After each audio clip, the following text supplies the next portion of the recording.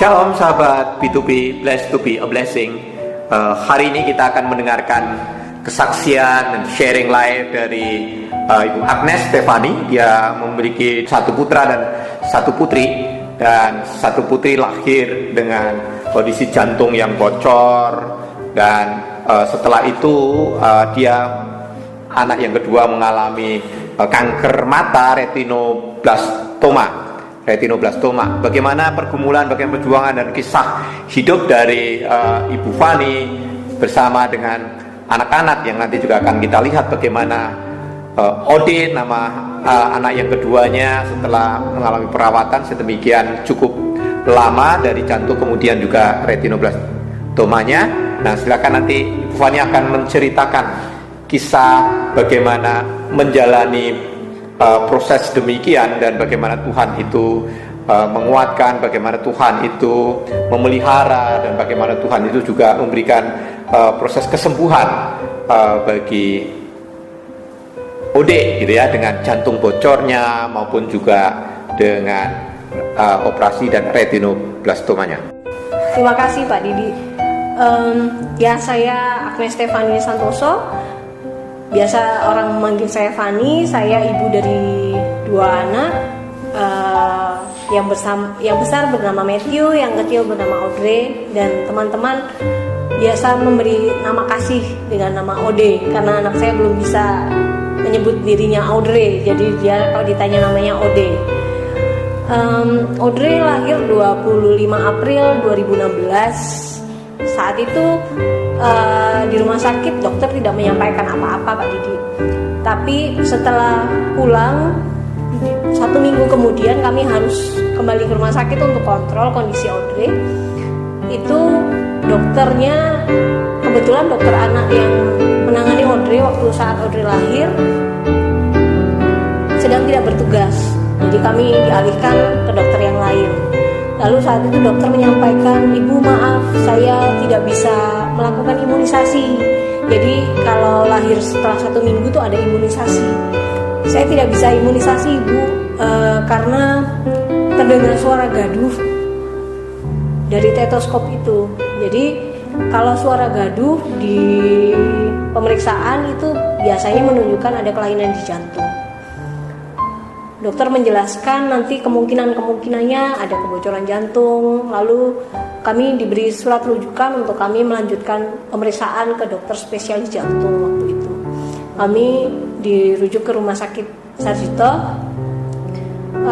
Setelah kami menunggu dari pagi hingga sore, ketemu dengan dokter, scanning semua segala macam, EKG dan eko. Jadi eko itu USG, seperti USG tapi USG di jantung. Dan Audrey memang mengalami kebocoran jantung, ASD dan VSD. ASD, VSD itu jenis kebocorannya jantung, kelainan jantungnya.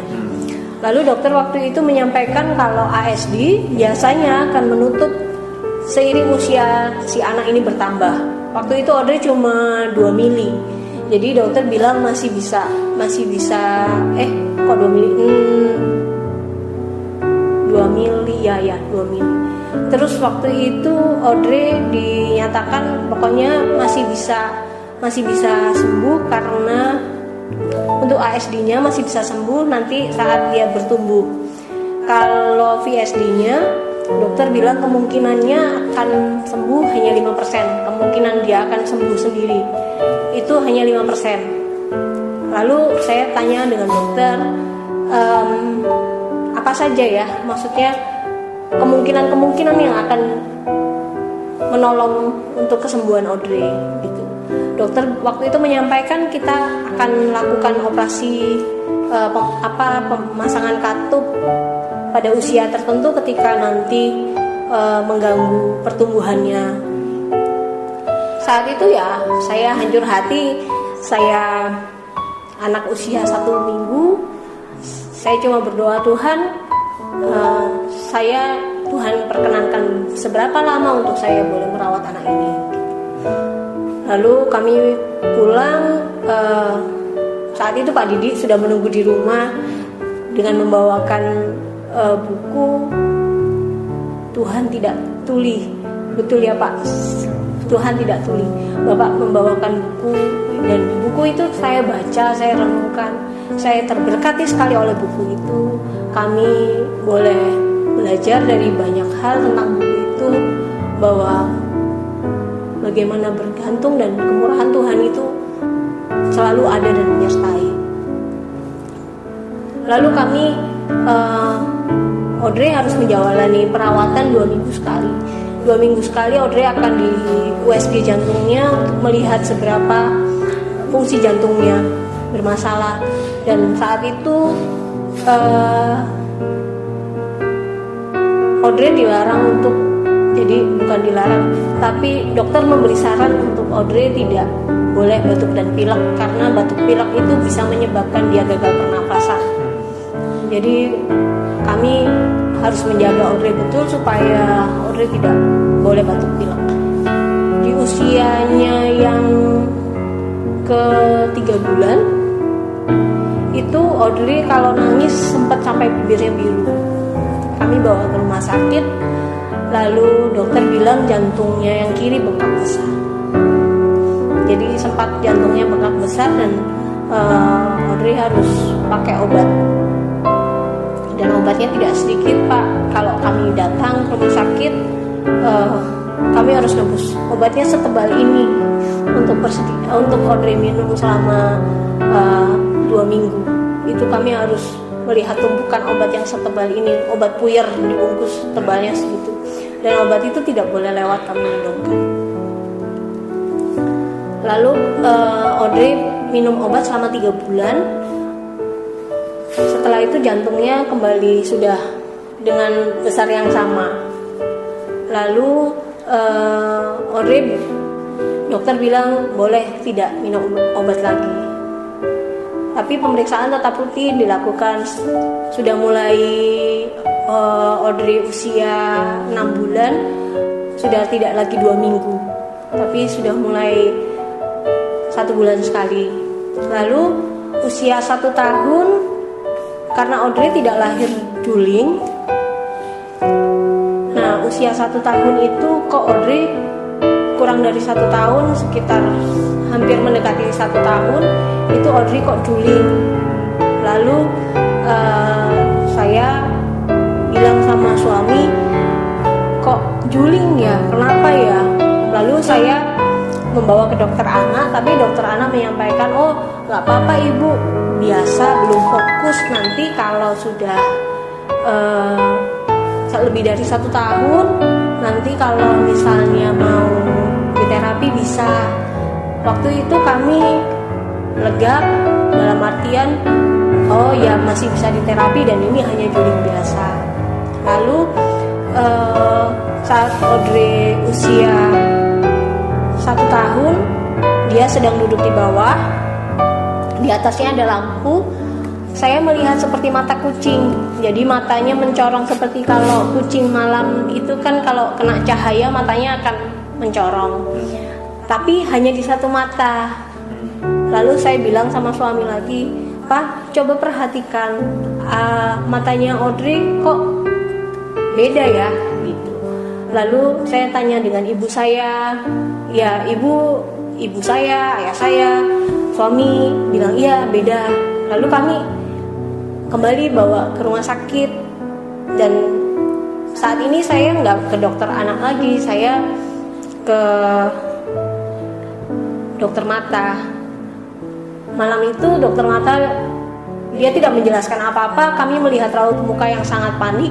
Dia bilang, ibu saya rujuk segera, jangan tunda, pokoknya segera. Saya kasih rujukan, ibu ambil di bawah.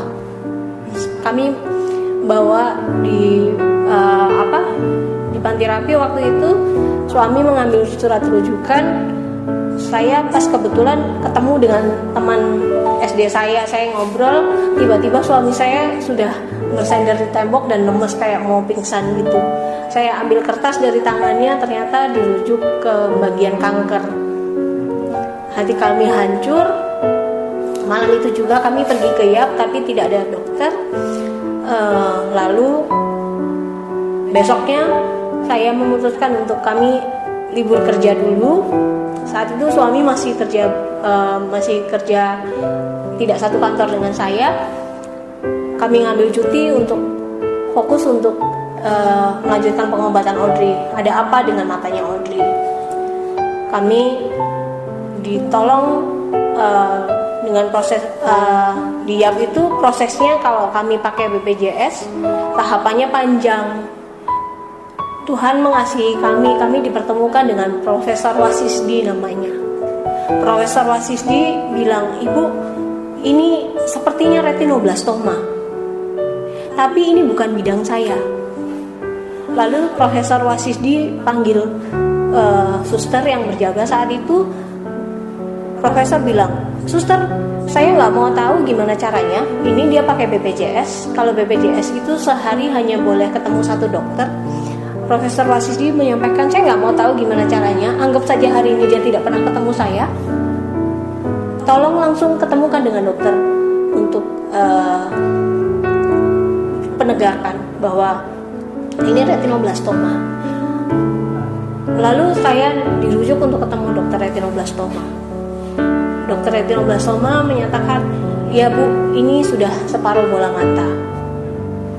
Jadi kanker retinoblastoma adalah kanker retina yang menyerang anak-anak di bawah usia 5 tahun.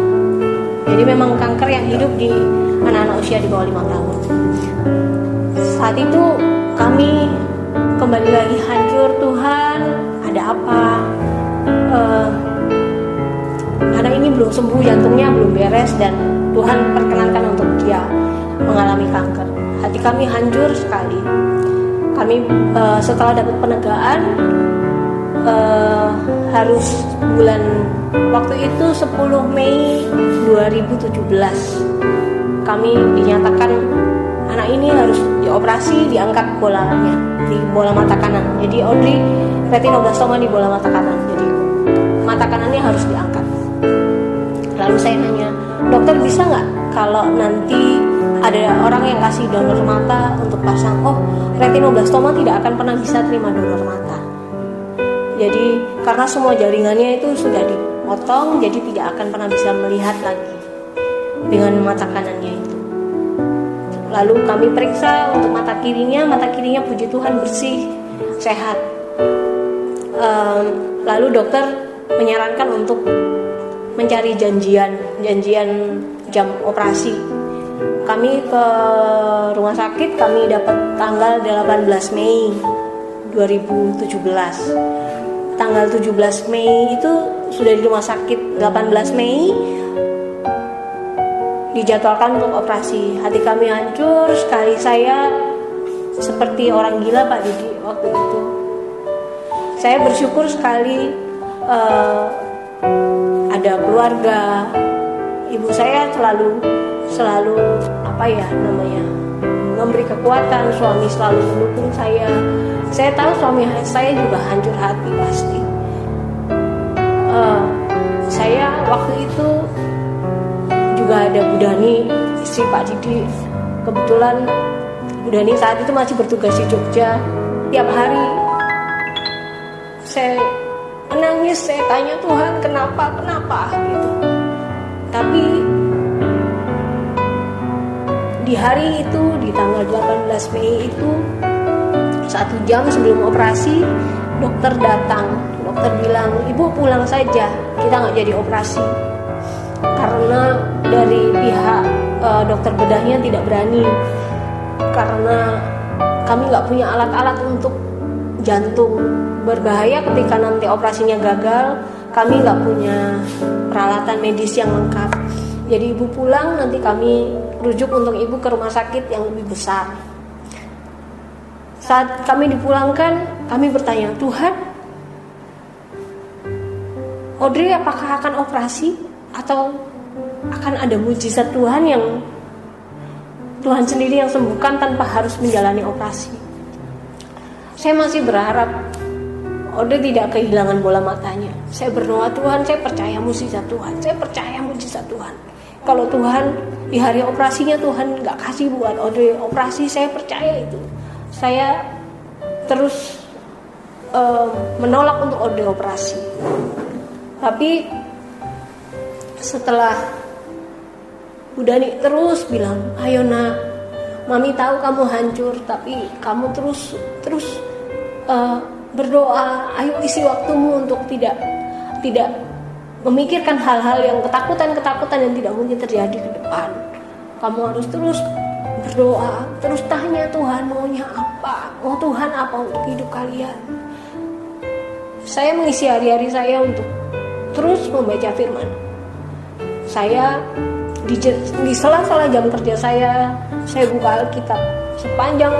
Sepanjang kesempatan saya buka Alkitab, sepanjang waktu saya buka Alkitab, saya terus cari, dan akhirnya saya mendapat jawaban bahwa ya, saya tidak boleh memiliki Audrey itu menjadi apa ya, saya tidak boleh serakah, saya tidak boleh mengambil haknya Tuhan, karena Audrey bukan punya saya. Tuhan cuma percayakan Audrey untuk saya rawat, tapi Audrey adalah anaknya Tuhan, dan saya percaya bahwa Tuhan tidak akan mencelakai Audrey karena Tuhan yang punya. Jadi apapun yang akan Tuhan lakukan untuk Audrey, pasti saya yakin bahwa Tuhan berikan yang terbaik untuk Audrey. Sejak hari itu saya bisa mengalami sukacita dan pemulihan. Saya sempat ke Jakarta, saya mendatangi Huda Hospital. Kami berencana, ada teman SMP saya menelpon malam-malam, suaminya kanker pankreas dan sembuh hanya 6 minggu pengobatan di Huda Hospital. Saya menanyakan biayanya saat itu tidak sampai 300 juta. Lalu kami berdoa, Tuhan, saya jual rumah saya mau bawa anak saya ke Huda Hospital.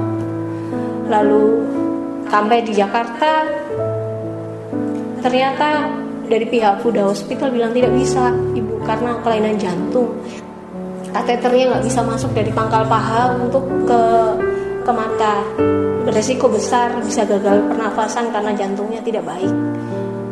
Lalu sudah sampai di Jakarta, sepupu saya telepon, kamu coba ke rumah sakit ini. Sampai di rumah sakit Jakarta Center, diperiksa, hasilnya sama, memang harus kami dirujuk ke RSCM. Tapi saat itu saya dan suami berpikir kalau di RSCM, kami di Jakarta tidak punya keluarga banyak. Ada saudara di Jakarta, cuma orang tua semua di Jogja. Mertua saya di Jogja, orang tua saya di Jogja. Jadi kami memutuskan untuk kami pulang. Setelah dari rumah sakit, kami cari tiket, dapat tiket pesawat sore, kami pulang. Kami langsung pulang. Dan saat itu di Jakarta Center ada dokter bilang, dengan dokter siapa?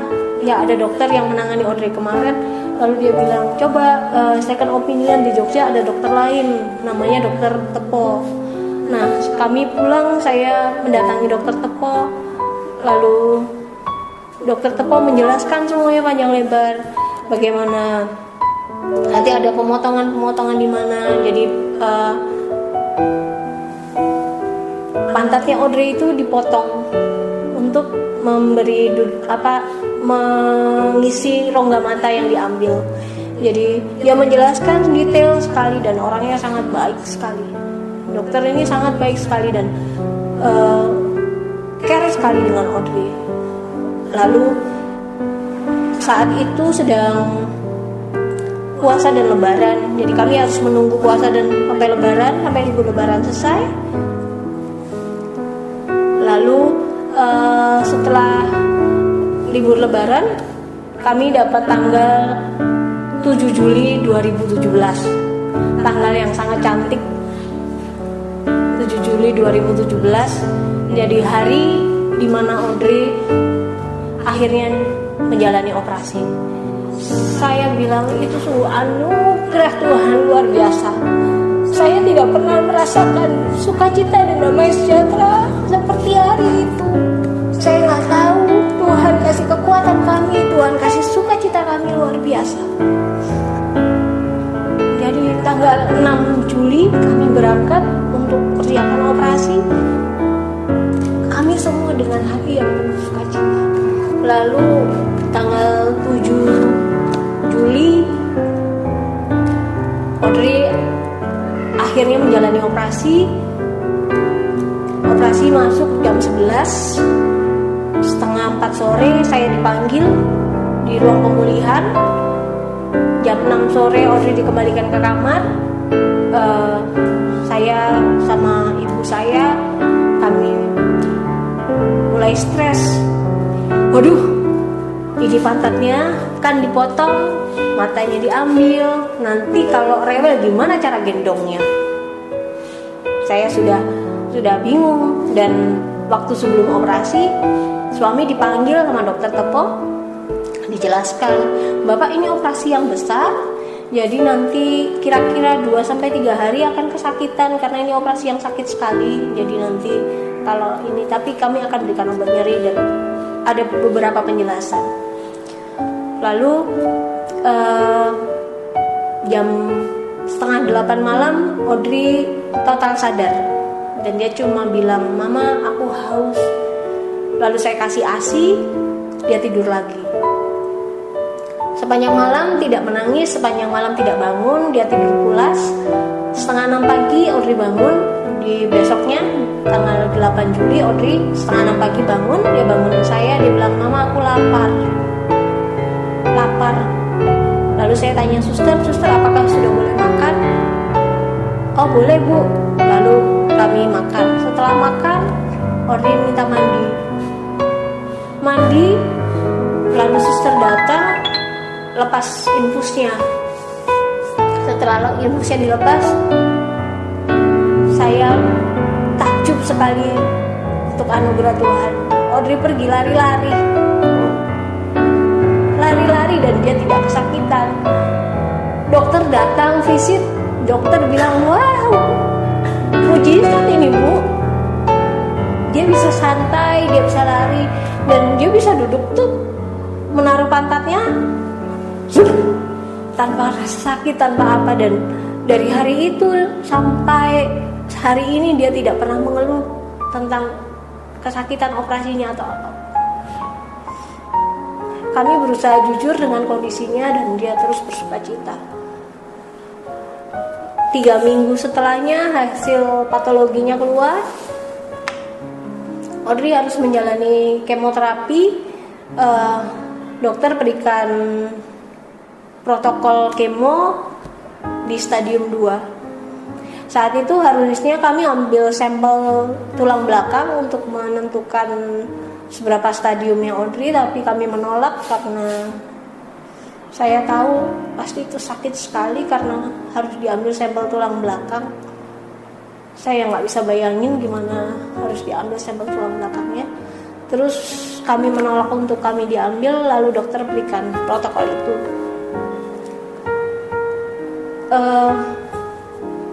Tanggal sekitar akhir Juli itu Audrey harus memulai kemoterapi. Jadi total protokolnya 113 minggu yang terbagi jadi 40 kali kemo. Kemo pertama sampai ke-7 dijalaninya 3 hari di rumah sakit, 11 hari di rumah. Jadi Audrey akan 11 hari di rumah, 3 hari di rumah sakit, begitu berulang sampai ke-7 kali.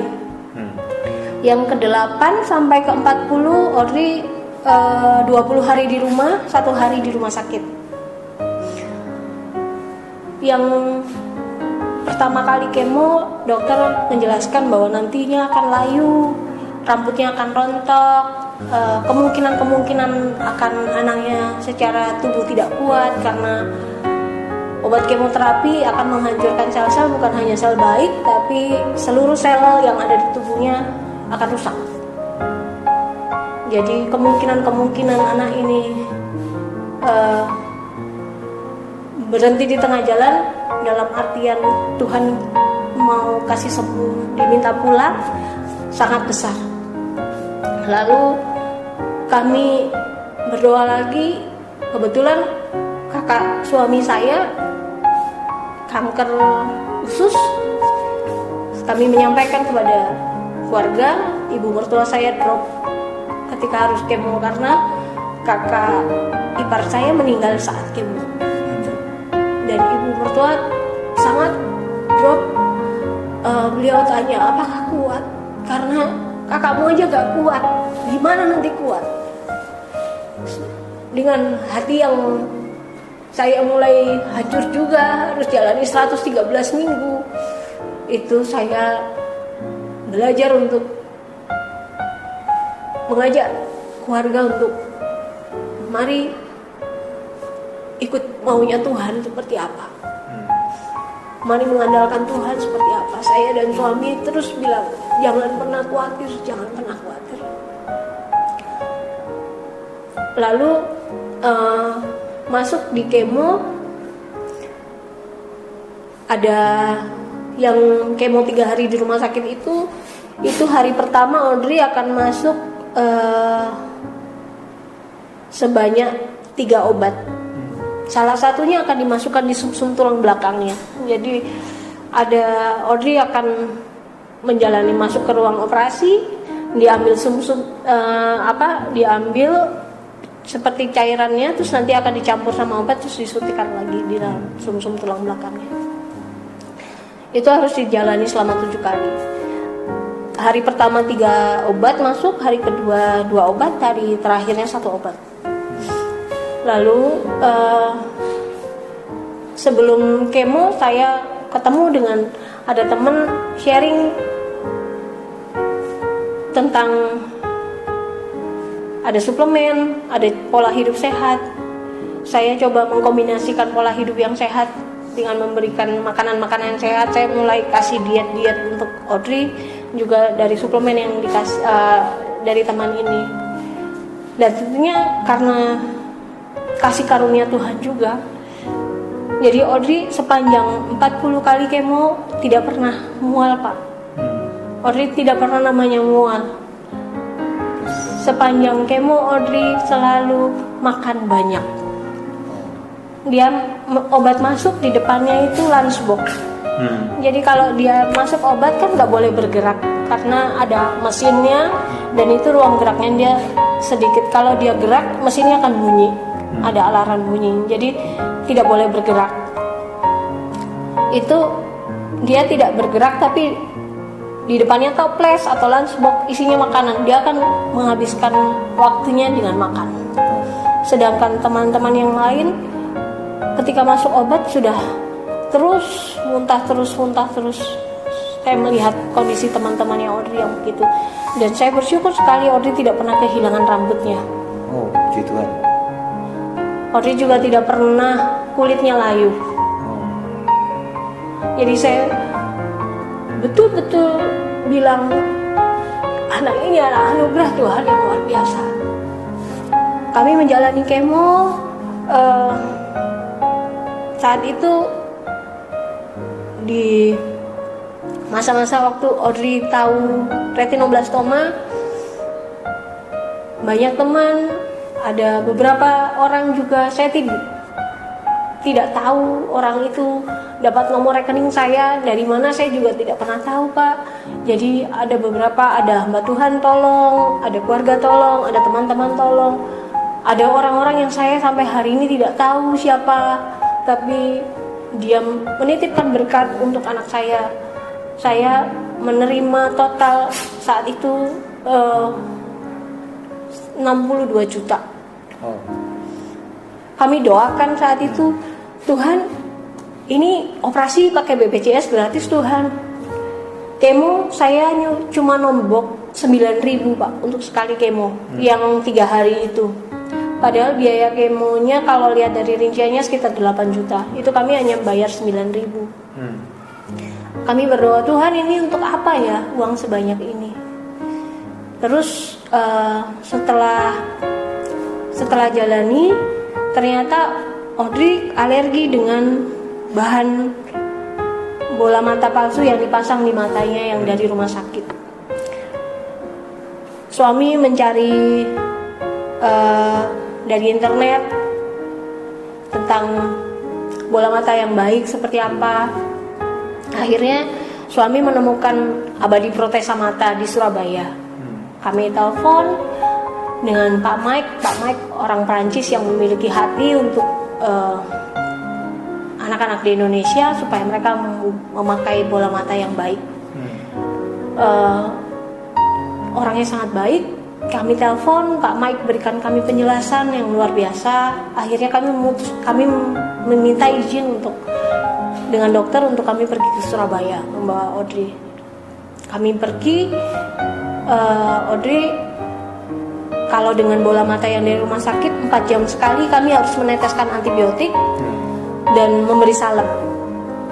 Nah, setelah Audrey pakai bola mata, protesa mata dari Abadi Protesa Mata Surabaya, Audrey sama sekali tidak pernah pakai tetes mata dan tidak pernah pakai salep. Dan nanah yang ada yang mengalir seperti jus alpukat tadinya, mengalir seperti jus alpukat itu bersih. Dan matanya Audrey bersih, tidak ada kotoran mata sama sekali setelah pakai protesa yang baik. Dan harga protesa itu sangat jauh dari protesa yang di rumah sakit. Kalau di rumah sakit harga protesa sekitar 300.000. Saat itu kami beli dari Abadi Protesa Mata 14 juta. Saya bilang, Tuhan terima kasih. Ternyata uang sebanyak itu Tuhan sediakan untuk kami pergi ke Surabaya dan kami bisa beli mata yang baik untuk Audrey. Lalu berapa bulan setelahnya kami datang lagi ke Protesa Mata karena harus ganti ukuran yang agak besar, gitu. Dan saya saat itu uang yang 62 juta itu saya pindahkan ke rekening sendiri dan kami berdua tidak berani pakai untuk hal-hal pribadi. Saya bilang sama Tuhan, saya nggak tahu Tuhan kasih uang sebanyak ini mau untuk apa, tapi saya mau pakai uang ini untuk boleh jadi berkat. Ketika Audrey jalani kemo, ada beberapa temannya yang secara ekonomi tidak beruntung dan mereka kesulitan untuk transportasi jauh. Jadi Jogja ini jadi rumah sakit rujukan se-Jawa Tengah, Pak. Ada juga yang laju dari Kalimantan. Jadi Audrey punya teman yang harus dari Kalimantan, harus kemo 2 minggu sekali datang ke Jogja. Lalu saya berdoa, Tuhan boleh saya bagi nggak? Jadi dari dana itu saya juga sharing ke teman-teman yang lain yang mereka memerlukan. Jadi kami bagikan donasinya untuk teman-teman.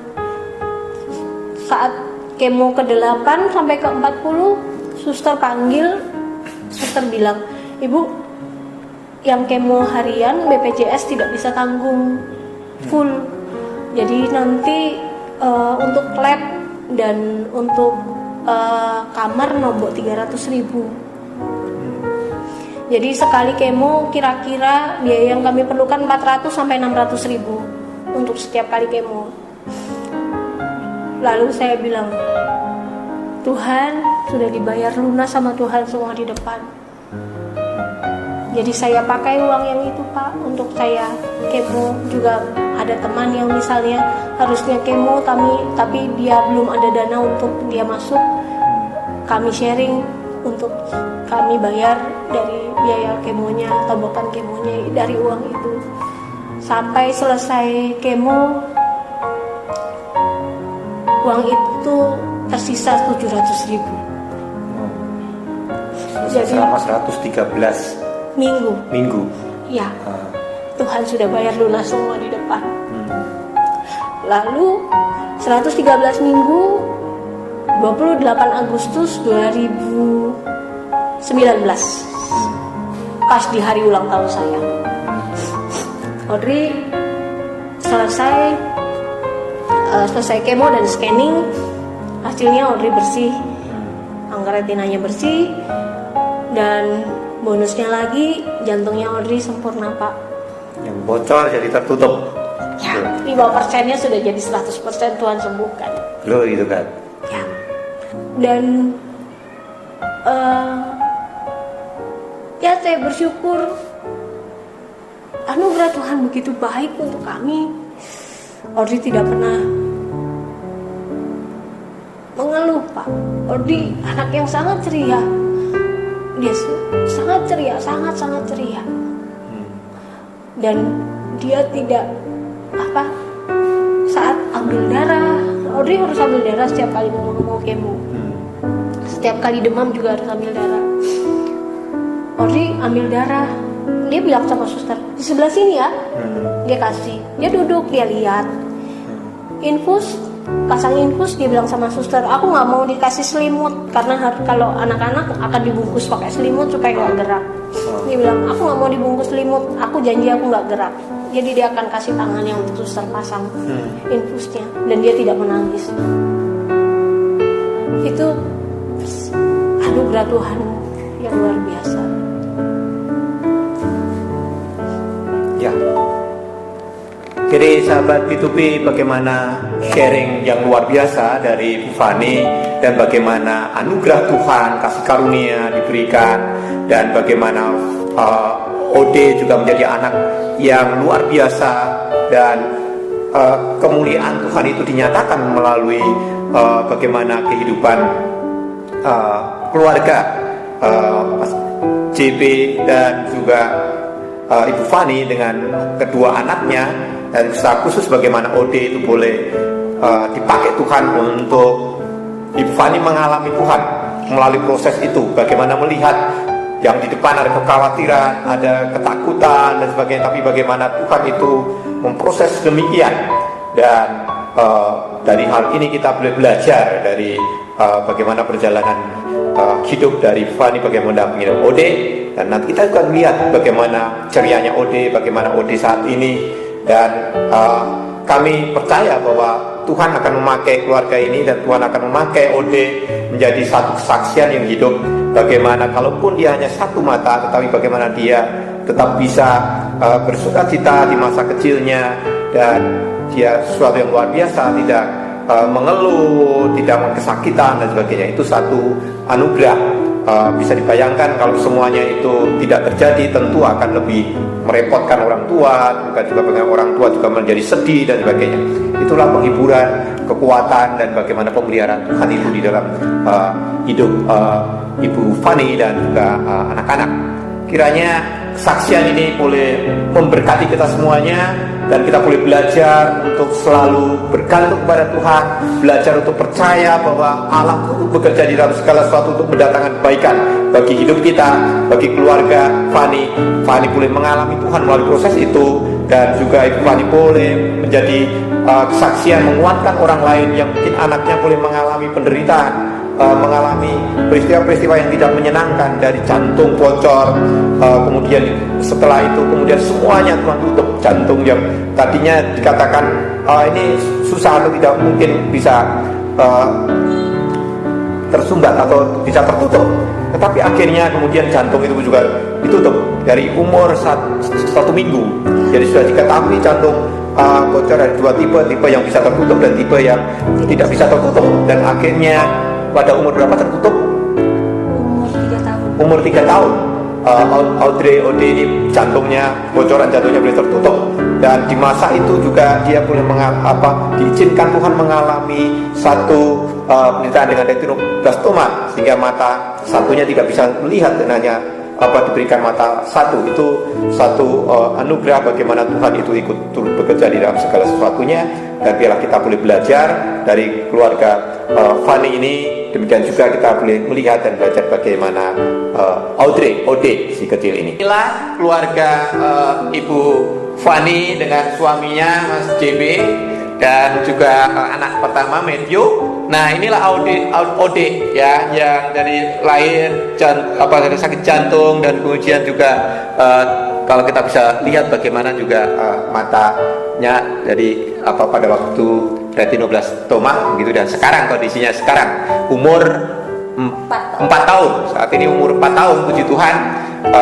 Ode hidup dengan ceria dan dengan luar biasa aktifnya. Jadi